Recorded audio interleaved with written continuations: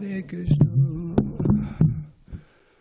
Jaya Radha Madhava Kunja Bihari.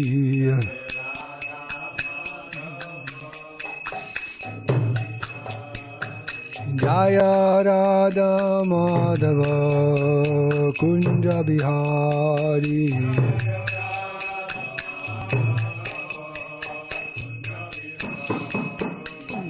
Gopi Jana Vallabha Girivardhari.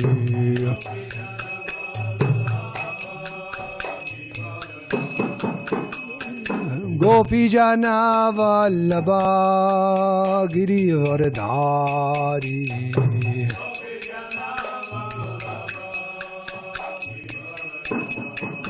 Yashoda Nandana Braja Jana Dhanjana.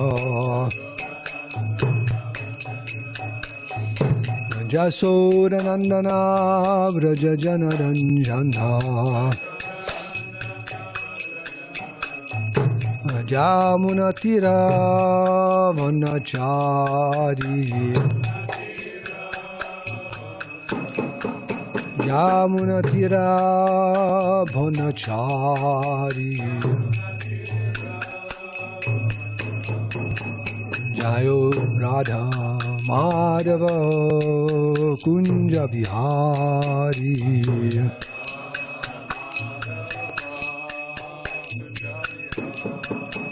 Jaya Radha Madhava Kunja Bihari.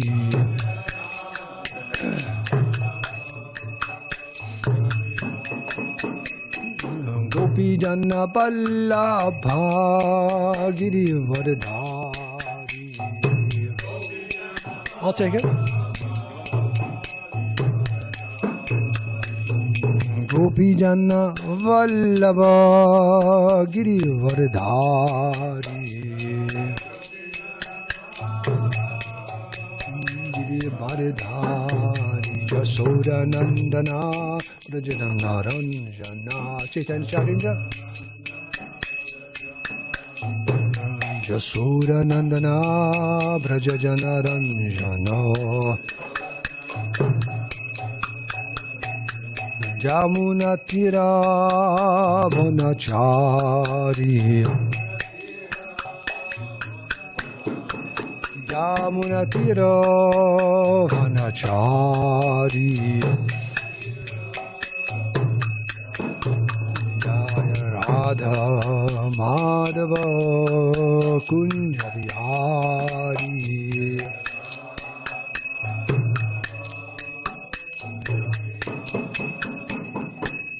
Sri Radha Madhava ki, Sri Radha Giridhari ki jai.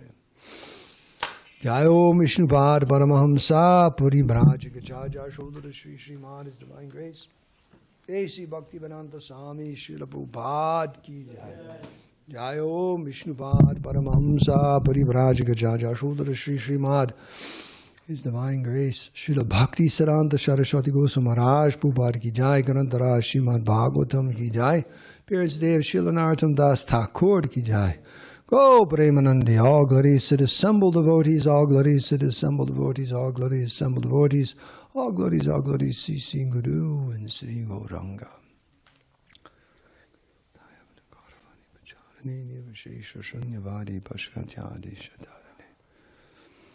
I guess in the forest of Naimisharanya, there was an older devotee who couldn't sit on the ground. They just dragged a boulder over for him to sit on. I guess they had chairs. Just sit there.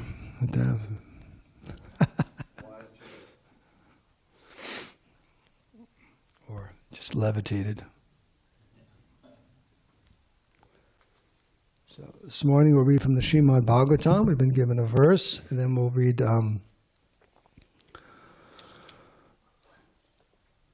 about Narottam Das Thakur. His appearance day today. Okay, we got another book coming. Is that the library upstairs? Balaram's? Okay. This text 10. Thank you very much, Prabhu. Om Namo Bhagavate Vasudevaya.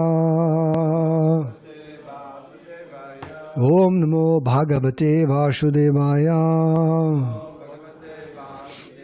Om Namo Bhagavate Vasudevaya. Nama Atma Pradipaya Sakshine Paramatmane Namo Giram Viduraya Manasas Chetasam Api Namatma Pradipaya Sakshine Paramatmane Namo Giram Viduraya Manasas Chetasam Api Namatma Pradipaya Sakshine Paramatmane Namo Giram Viduraya Manasas Chetasam Api. Anyone like to chant?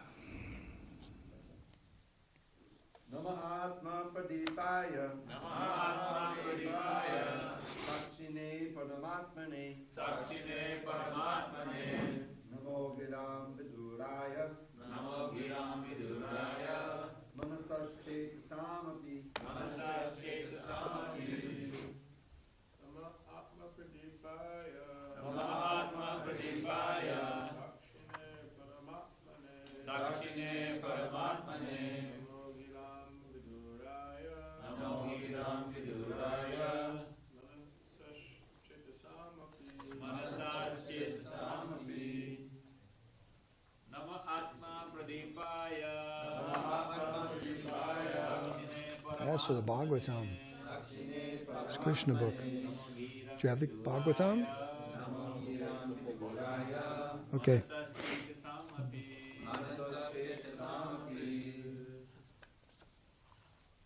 Anyone else?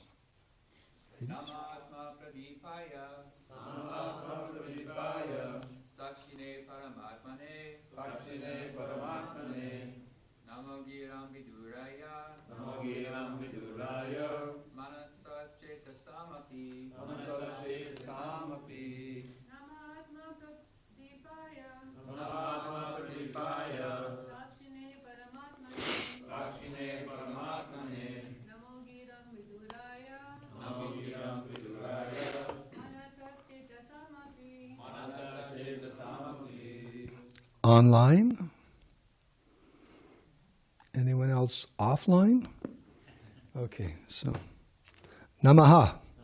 I offer my respectful obeisances. Atma Pradipaya. Unto he who is self-effulgent. Does that need to be changed? Yeah, does it need to be changed? It says he.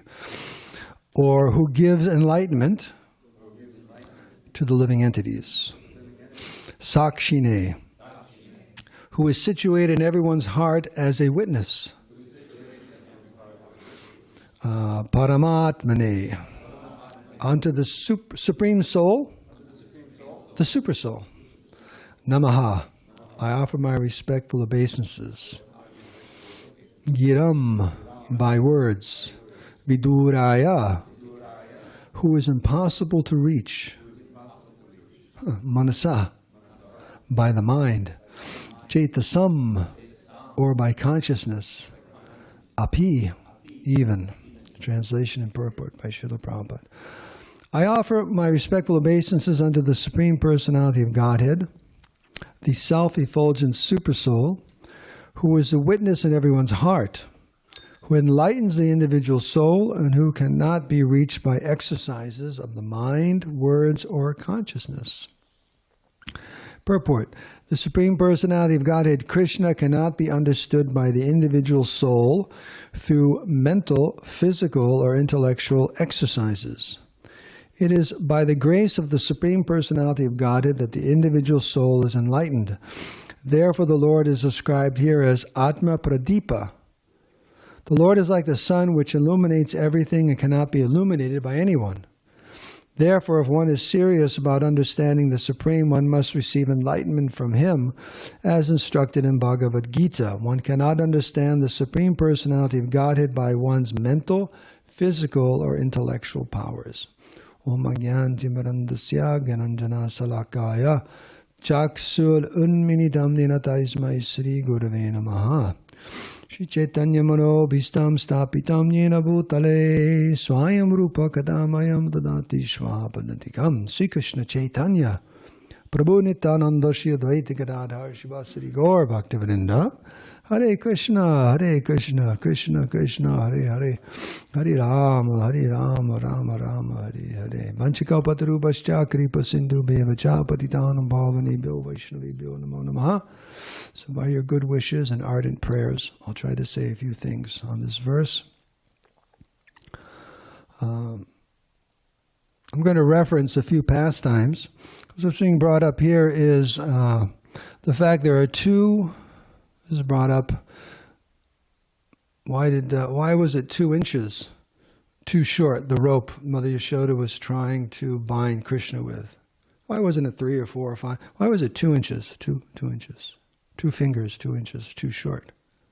One represents our endeavor, and the other one represents. Yes, because in other words, that pastime, that part of the pastime.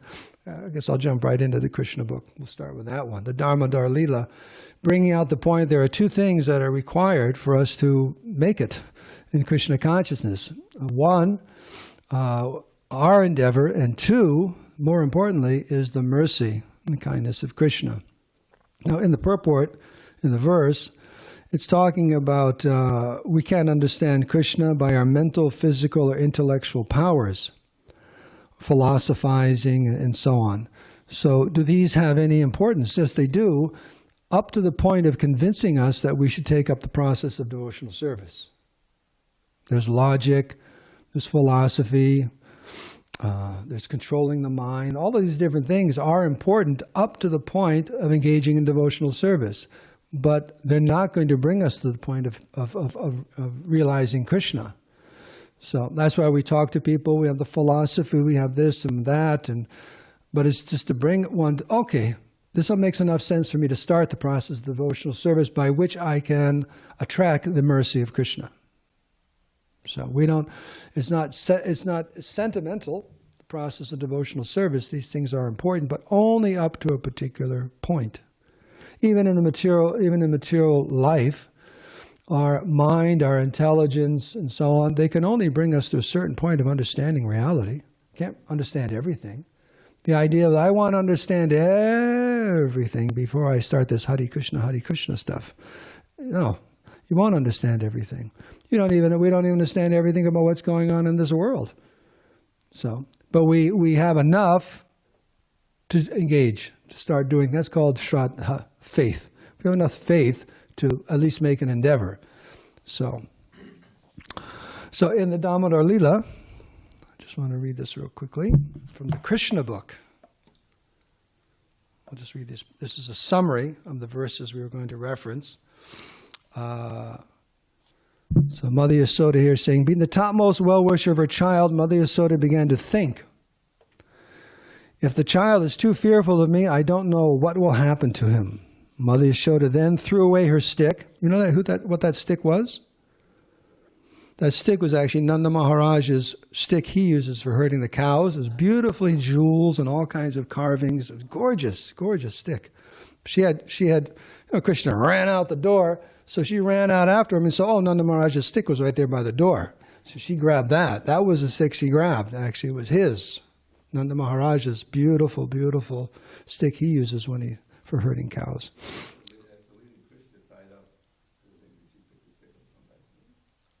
What did she bring it back? I hope so. You don't play around with the king of the cowherds' beautiful cowherd stick. So Mother Yasoda then threw away her stick. In order to punish him, she thought to bind his hands with some ropes. I do not know it. She did not know it, but it was actually impossible for her to bind the Supreme Personality of Godhead. Mother Yasoda was thinking that Krishna was her tiny child. She did not know that the child had no limitation. There is no inside or outside of him, nor beginning or end. He is unlimited and all-pervading. Indeed, he is himself, the whole cosmic manifestation. Still, Mother Yasoda was thinking of Krishna as her child. Although he is beyond the reach of all senses, she endeavored to bind him up to a wooden grinding mortar. But when she tried to bind him, she found that the rope she was using was too short by 2 inches. She gathered more ropes from the house and added to it, but at the end she found the same shortage. In this way, she connected all the ropes available at home, but when the final knot was added, she saw that it was still 2 inches too short. Mother Yashoda was smiling, but she was astonished. How was this happening? In attempting to bind her son, she became tired. She was perspiring, and the garland on her head fell down. Then Lord Krishna appreciated the hard labor of his mother, and being compassionate upon her, he agreed to be bound by the ropes. Krishna, playing as a human child in the house of Mother Yashoda, was performing his own selected pastimes. Of course, no one can control the Supreme Personality of Godhead. The pure devotee surrenders himself unto the lotus feet of the Lord, who may either protect or vanquish the devotee. But for his part, the devotee never forgets his own position of surrender. Similarly, the Lord also feels transcendental pleasure by submitting himself to the protection of the devotee. This was exemplified by Krishna's surrender unto his mother Yashoda. Okay. It's described in this pastime that there were a few different energies going on. Krishna's independence. Mother Yasoda is not going to bind me up. She's not going to do that. I'm the Supreme Personality of Godhead. And but seeing the devotion and surrender and pure surrender of Mother Yashoda and her endeavor, because actually she was doing that just for Krishna. She wasn't like on a trip or something like that. She wasn't angry. Some parents get upset. I've had it with you. I've had it with you. Go to your, nothing. It was just like the whole Damodar Leela. She's cooking that milk. It was very, very special milk from very special cows that ate very special grass. And she wanted to make some very special sweets. And here Krishna is, breaking the pot. The milk's boiling over. He goes and breaks all these other pots. And, how am I going to feed Krishna? All of the yogurt's all over the floor. So she was only thinking of what pleasing Krishna. So I better bind him up so he doesn't get into more trouble. He needs to learn. He needs to learn some lesson how to behave properly. You just can't go break all the yogurt pots and feed it to the monkeys. And so she was only thinking of Krishna. She wasn't irritated or agitated on her own behalf. So anyways, there's another energy. Krishna's, I think it's the Leela potency of the Lord. Krishna started, that took over. That here's your devotee, out of pure love for you, trying to bind you, and you're not letting her. You have to let her do that, And so Krishna said, "Okay." So that took over his mercy for his devotees. So the point being, again, there's two things: our endeavor and Krishna's mercy. I was listening to a class recently by Burijan, one of the japa classes he was giving, and he was saying that when you chant japa, we each have a job. Our job, and Krishna has a job too. So what's our job during japa? And it's applicable to all of our devotional activities. Like during japa, our job is to chant with, complete attention and with some feeling. That's our job. And then Krishna, he's the one who reciprocates. In other words, we're not going to, we shouldn't think that I'm going to chant, I'm going to get Krishna. No. Just chant very, very attentively with sincere feeling. Prabhupada says priti, devotion. Just keep doing that. And then Krishna, it attracts Krishna. See, Krishna is attracted by his devotees' endeavor. We have no ability to surpass Maya. What is that? Daivi shagunamai mama maya duratyaya. This material nature is impassable for the jiva. It's impossible to get out of Maya. But we can act in such a way where Krishna, becomes inclined to be merciful to us and to lift us out. So that we have to act in such a way where we attract the mercy of Krishna. And that's Krishna's part in our japa. He's right there.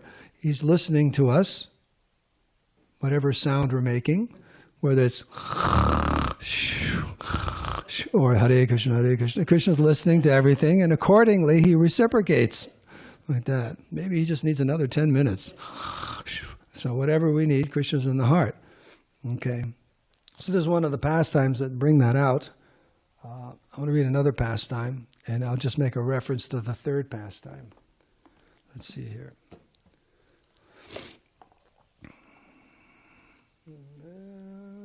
682. 682. Here we go. So, this is when Lord Chaitanya first arrived in Puri.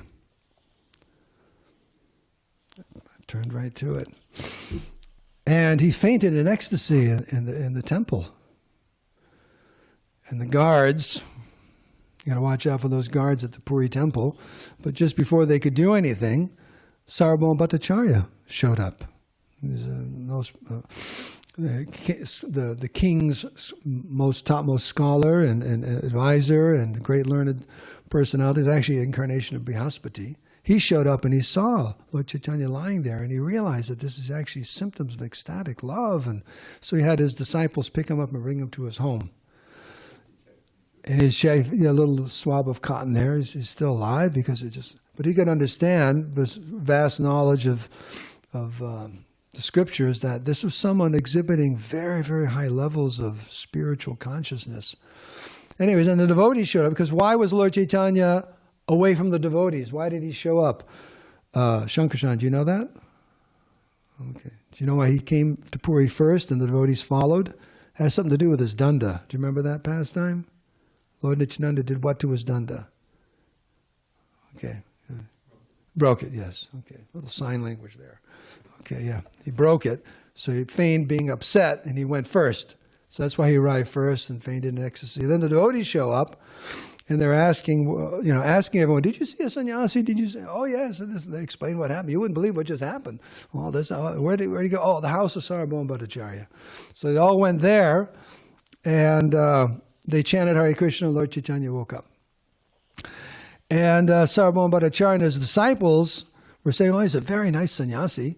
And Sarvabhauma was saying, but I think he took sannyas a little too young. Maybe I should spend some days preaching to him about Vedanta so he can control his senses, and I should reinitiate him into a better sampradaya. So he's taking like this because and then Gopinath Acharya said, you don't understand who Lord Chaitanya is. And there's a few verses here I wanted to reference. So,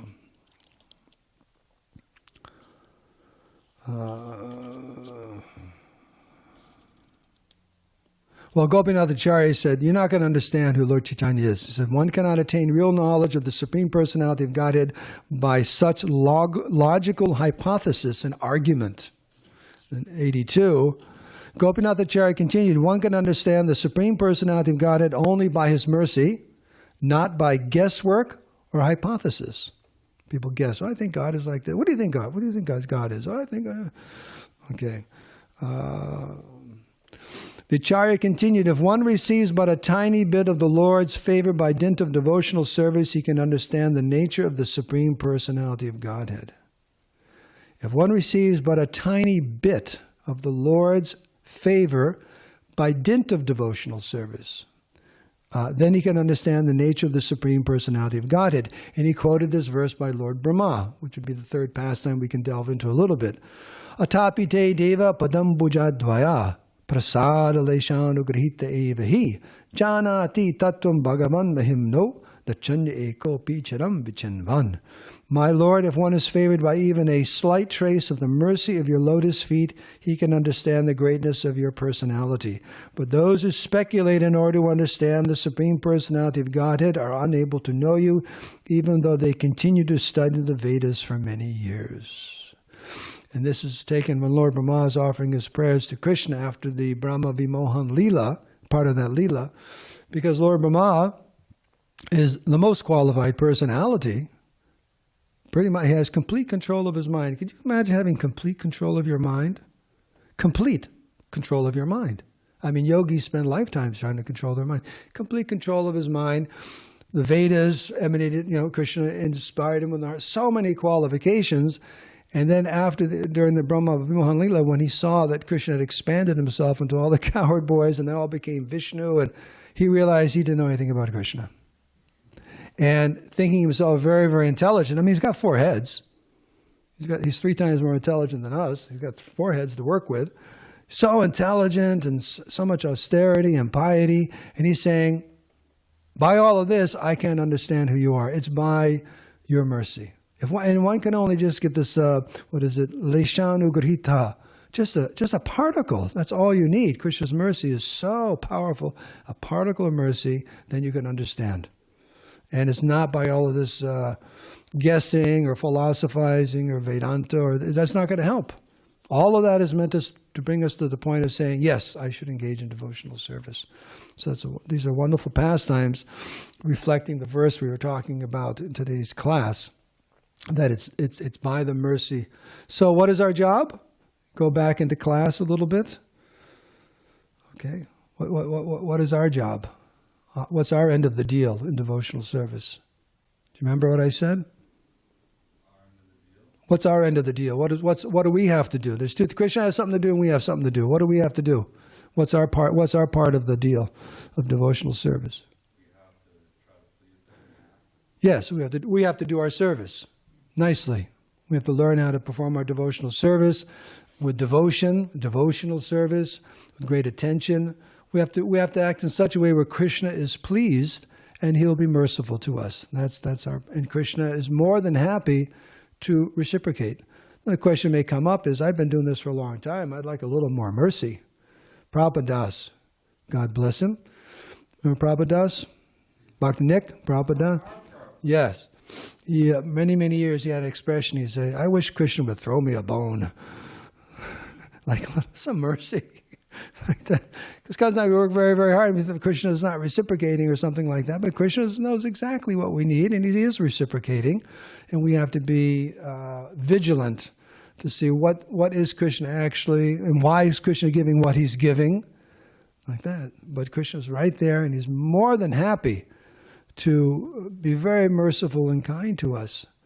But another thing I was thinking about, in a relationship, when you are the one that made the mistake, you offended the other person, a friendship or a spouse or something like that, you really did something stupid. Really hurt, not stupid, but just not stupid, but hurtful. Krishna is actually hurt. We were just listening to this the other day, a verse. There's a quote Krishna is saying, he's actually hurt. He's hurt by the fact that the conditioned souls are in this material world suffering, and the way they talk about him, and think about him, and neglect him, and et cetera, et cetera, et cetera.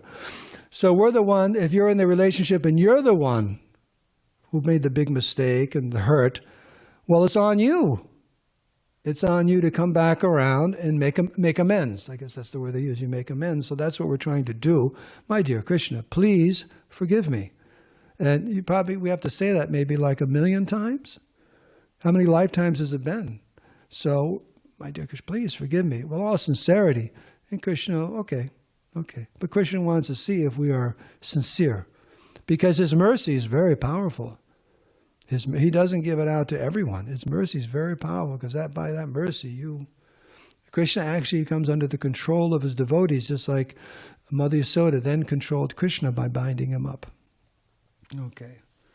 So, I'd like to jump a little bit to Narottam Das Thakur. Is that okay? We can come back around for questions if you like. But now Narottam Das Thakur, there are volumes written about Narottam Das Thakur, and there are 2 aspects of his life I wanted to read about, because it's described in many places. That one was his kirtans, the kirtans of Narottam Das Thakur. Now he wasn't a contemporary of Lord Chaitanya, but Lord Chaitanya foretold his appearance, and he had missed Lord Chaitanya. In fact, he just caught the tail end of even the Goswamis, disappeared just when he was coming to Puri and Vrindavan. But his kirtans, his ecstatic kirtans, we just sang a song by Narottam Das Thakur a little earlier today. Which song was that? Padma. Yes. So, I mean, the songbook is there. Is it quoting Srila Bhakti Siddhanta or Bhaktivinoda Thakur saying the songs of Narottam Das Thakur is as good as the Vedic mantras? Yeah. So, so his realization of the holy name being non-different from Krishna, and his beautiful, he had a whole style of bhajans and kirtan, and so read a little bit about the Keturi festival, which he helped organize. And then also, the other aspect was he preached very, very strongly that against casteism and Brahmanism, that anyone in any position of life can take up Krishna consciousness and become completely purified and go back home, back to Godhead. So, let's see, we have some time here reading. Okay. So, this is the big kirtan at Keturi. This is the gather. Keturi was a gathering, I don't know how long it was after Lord Chaitanya, but they had a big, big festival. Gorpanim? First, was it 50 years, 20 years? I don't know. It wasn't too much longer because Janava is there and so many devotees are there. But they asked for all the great devotees of Chaitanya Mahaprabhu to be there, coming from Vrindavan and all kinds of places. Big festival. And also part of it was to discuss the, was it canons or you know, to organize the philosophy of Lord Chaitanya in such a way where it's standardized and everything. Because as you know, in course of time, people do go off on tangents, right? So they wanted to, let's bring them all together. But this is a big, wonderful kirtan, and Narottam Das Thakur was asked to lead the kirtan. So you're jumping right into the middle of the kirtan. The crowd was captivated. This was a divine sound, a new and extraordinary type of kirtan, unlike anything they've ever heard. Many of the Vaishnavas began to cry as they listened to the poetry praising Sri Chaitanya Mahaprabhu. Narottam gradually increased the tempo, and the devotees in the audience clapped and swayed to the beat. As Narottam became more and more deeply absorbed in remembrance of the Lord, his brow furrowed and his body trembled. The cymbals in his hands flashed in the morning sunlight, and the tears of happiness flowed down his cheeks. Sounds like Dravida leading kirtan, doesn't it? One song after another poured forth from the depths of his heart, each a condensed Veda, conveying volumes of transcendental knowledge. Each raga was matched perfectly to the mood of the song in poetic description of Lord Gauranga's activities. As the music flowed forth from Narottam's tongue, his sweet pastimes came alive in the listeners' hearts. Skillfully shifting the mood, style, and tune, Narottam then sang the glories of Radha and Krishna. The inundation of pure sound flooded the courtyard with spiritual energy, engulfing the audience in bhakti. No one remained unmoved. All were swept up in the waves of Narottam's prema.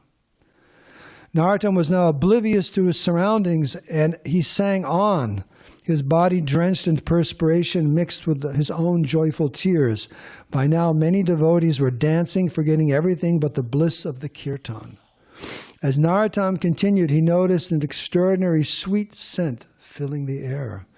This was clearly not the fragrance of the flowers or incense. It was an unearthly, intoxicating scent, which, as it swept through the crowd, caused row after row of devotees to swoon in ecstasy.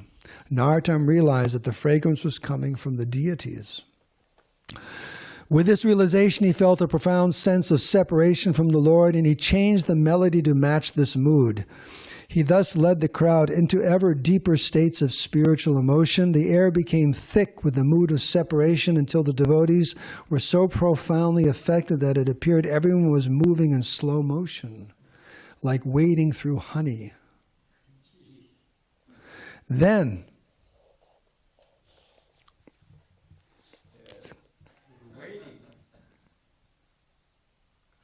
Hare Krishna. Then, like a flash of lightning in the mass of rain-darkened clouds, Sri Chaitanya Mahaprabhu and his associates suddenly appeared before the musicians. Stunned, Narottam reached out and actually touched Lord Chaitanya's hand. It wasn't a dream or even a vision. He was there, and everyone, qualified or unqualified, could see him. Shivers of ecstasy ran through Narottam's body. His hair stood on end and tears shot from his eyes like the water from a syringe. Sri Janava Mata burst into wild sobs at the sight of her beloved husband, Sri Nityananda Prabhu. Sri Pati and Sri Nidhi stared in stunned shock at their dear brother, Srivas Pandit. Sri Achyutananda raced up to his father, Advaitacharya, and danced wildly beside him. Then the son of Sachi Mata, Sri Gaurachandra, lifted his long golden arms and gracefully began to dance. The kirtan exploded. Kartals clashed and the madangas thundered like wild elephants stampeding across the desert. Devotees clapped loudly, jubilantly chanting Sri Krishna Chaitanya, Sri Krishna Chaitanya. Again and again, Sri Chaitanya Mahaprabhu showered each devotee with his merciful glance as he whirled and spun with his beloved associates. Grabbing hold of Narottam's hands, Sri Nityananda Prabhu pulled him to his feet and began to dance with him.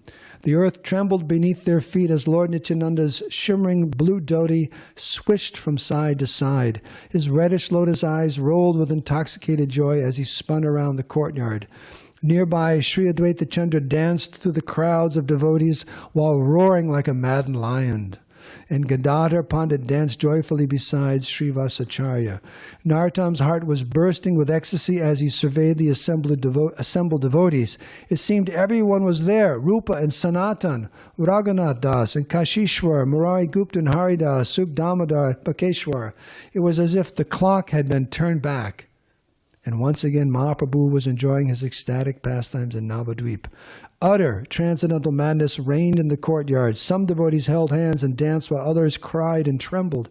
Some stood motionless, staring in disbelief as Lord Chaitanya danced around them, while others fell unconscious. Some lay on the ground, drenched in their own tears, and others simply called out, Krishna, Krishna, again and again. Mad with ecstasy, some devotees, wanting to offer everything they had to the Lord, began to throw coins and valuables, not knowing how much they were giving or even whether anyone was receiving their offerings. Looking around at this extraordinary scene, Narottam laughed loudly and his body trembled violently in ecstasy. Then his lips began to quiver so rapidly that devotees near him said, "Oh, Master, please stop, your teeth will break." Narottam could not continue to sing. Unable to suppress his exalted spiritual emotions, he fell to the ground. His body appeared to stretch, then suddenly contract. Witnessing this extraordinary ecstatic state, some of Narottam's disciples tried to hold him down, fearing for his life.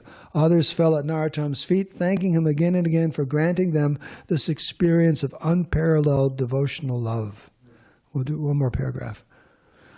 Then the Mahasankirtan thundered on, and the devotees dove deeper and deeper into pure nectar of the ocean of the holy name. Flooded by waves of ecstasy, the chanters lost all sense of time, place, and bodily identification. They no longer considered themselves higher or lower, larger or smaller, younger or older. All conceptions, doubts, and confusions were instantly washed away in the purifying waves of Kirtan, and Sri Chaitanya Mahaprabhu's family was united. So when everyone asks you, hey, was that a good Kirtan? We got a little bar here. Narottam Das Thakur ki jai. Okay, so the other one, let's see, in his preaching was his giving Krishna consciousness to the lower classes, if you wish. And some people took offense, what's the word I want to use? Exception. Umbrage to this. Okay, right. And there's a story here. I'm going to jump right into the middle of it because it's a long story, but there was a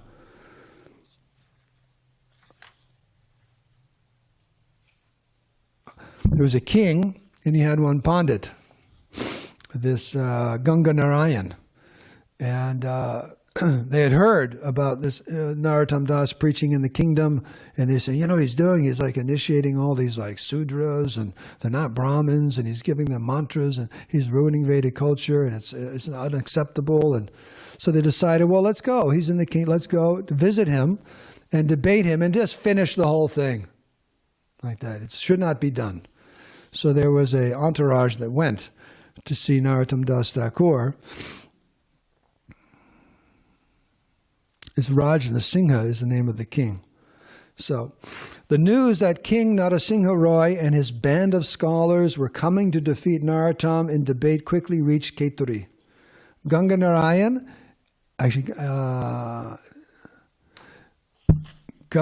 these are his disciples actually. Ganga Narayan and Ramachandra Kaviraj had seen the look of disapproval on Narottam's face when he heard the Pandit's plan. Why do you think there was a look of disapproval? What a waste of time. Okay. It was clear that Thakur Mahashaya had absolutely no interest in debating with caste-conscious agitators. Feeling the confrontation would disturb their spiritual master, Ganga Narayan and Ramachandra Kaviraj devised a plan of their own to avert the challenge. So this is what they did. They set off for the nearby town of Kumarapur. There, Ganga Narayan disguised himself as a palm leaf salesman. Palm leaf salesman. And Ramachandra Kaviraj dressed as a potter. Wearing turbans to cover their shaved heads, they set up separate but adjacent shops in the marketplace and sat down to sell their wares.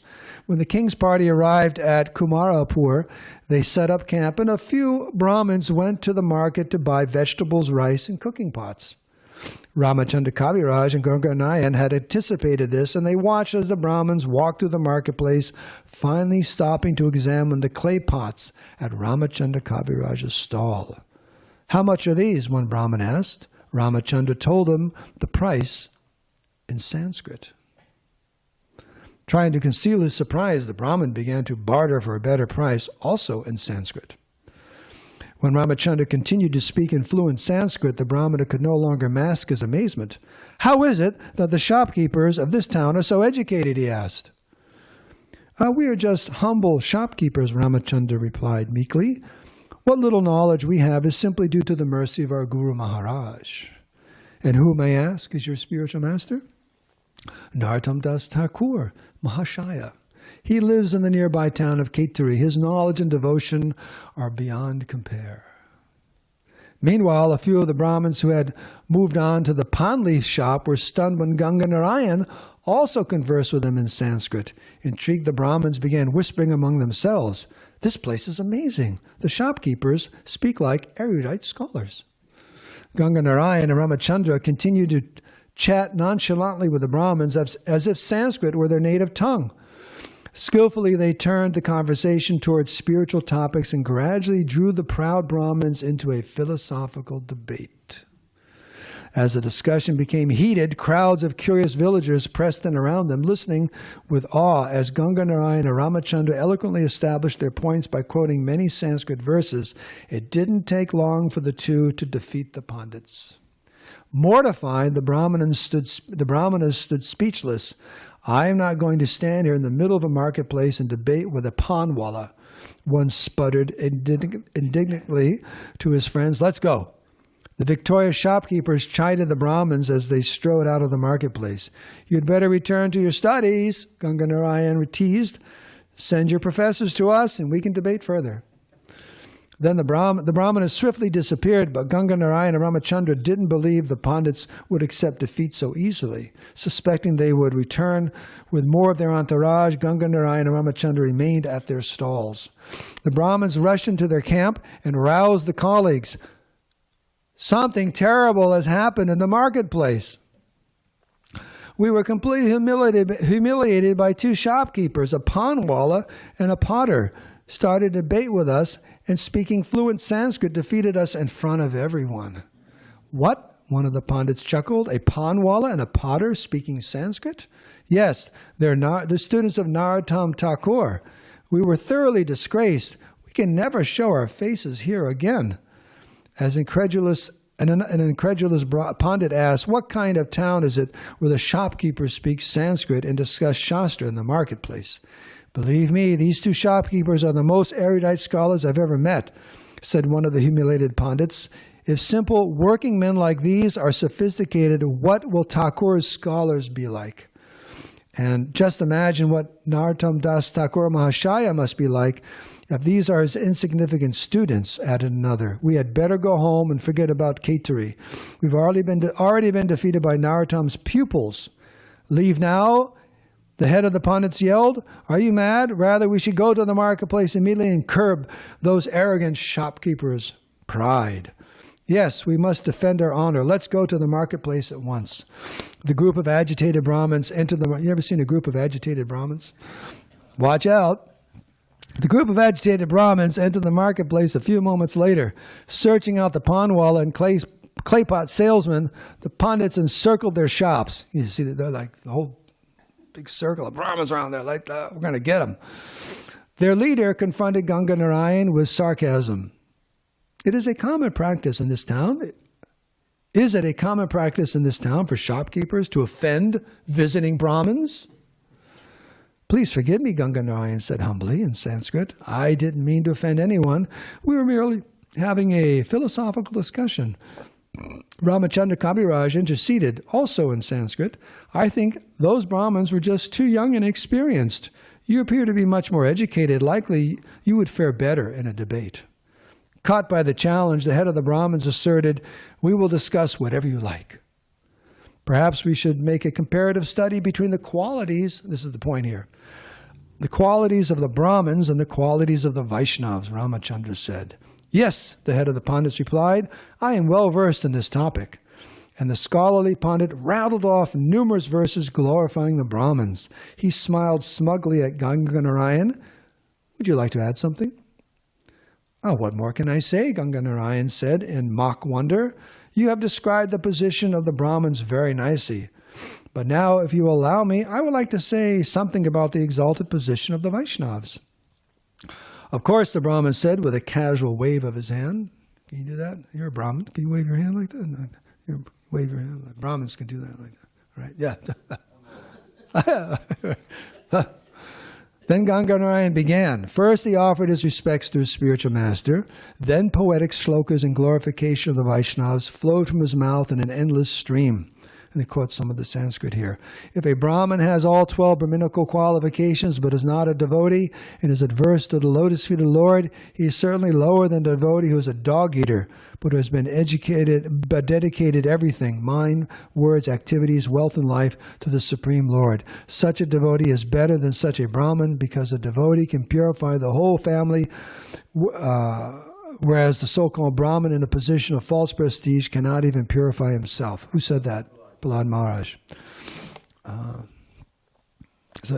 then the famous one here, this Ya Lakshanam Proktam by Narada Muni.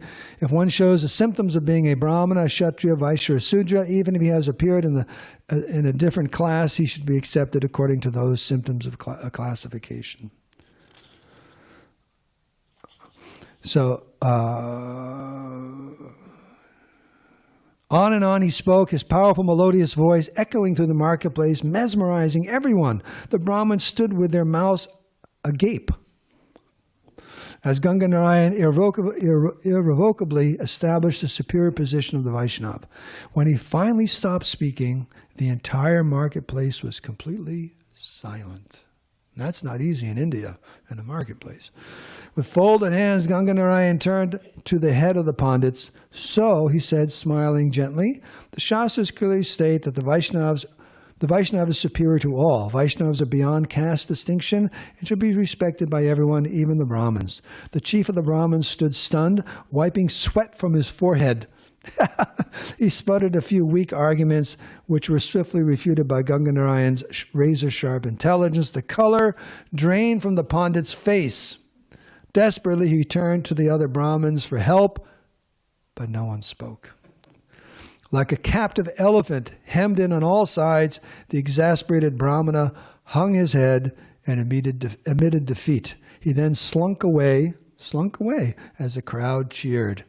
A few other Pandits tried their luck, but were swiftly dispatched like moths rushing into a flame. The ecstatic crowd congratulated the two shopkeepers, and the shamed Brahmins scurried off out of the marketplace. Now, this is very, very important because this Rupa Narayan. Now, Rupa Narayan was the one, that whole pastime with Jiva Goswami, isn't it? It was a Jiva Goswami and Sanatana Goswami. So here I had some experience.